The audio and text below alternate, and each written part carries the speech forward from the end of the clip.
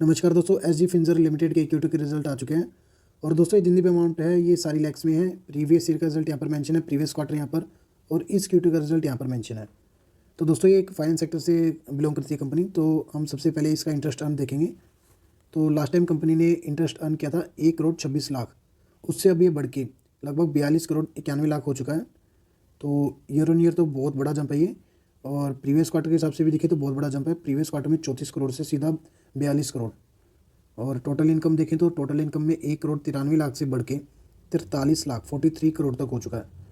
तो इस हिसाब से तो कंपनी का इनकम बहुत ज़बरदस्त इंक्रीज़ हुआ है। और प्रीवियस क्वार्टर के हिसाब से भी देखें तो काफ़ी इंक्रीज़ हो चुकी है, 34 करोड़ से सीधा 43 करोड़।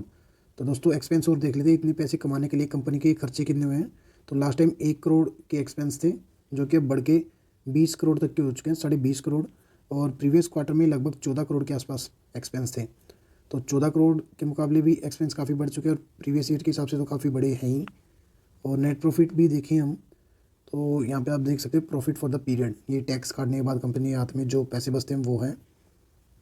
तो प्रीवियस ईयर सिर्फ 56 लाख था, तो उससे बढ़ के अब ये 17.5 करोड़ का नेट प्रॉफिट हो चुका है दोस्तों।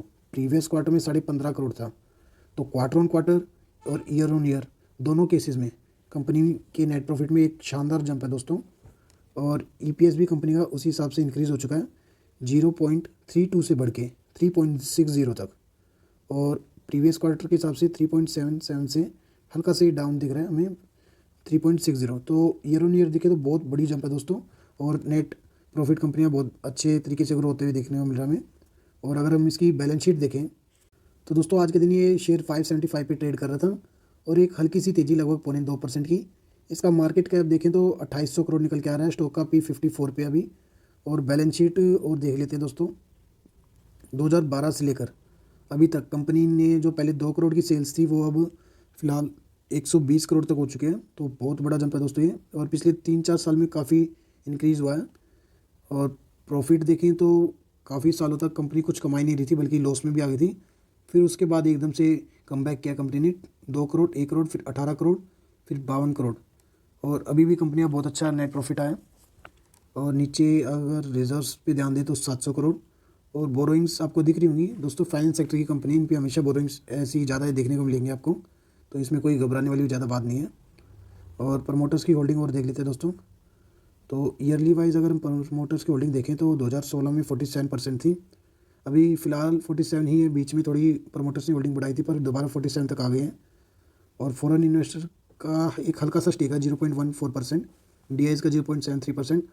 और सबसे ज़्यादा होल्डिंग पब्लिक की है यहाँ पे, 51.32%। तो दोस्तों पब्लिक की होल्डिंग सबसे ज़्यादा देखने को मिल रही है हमें।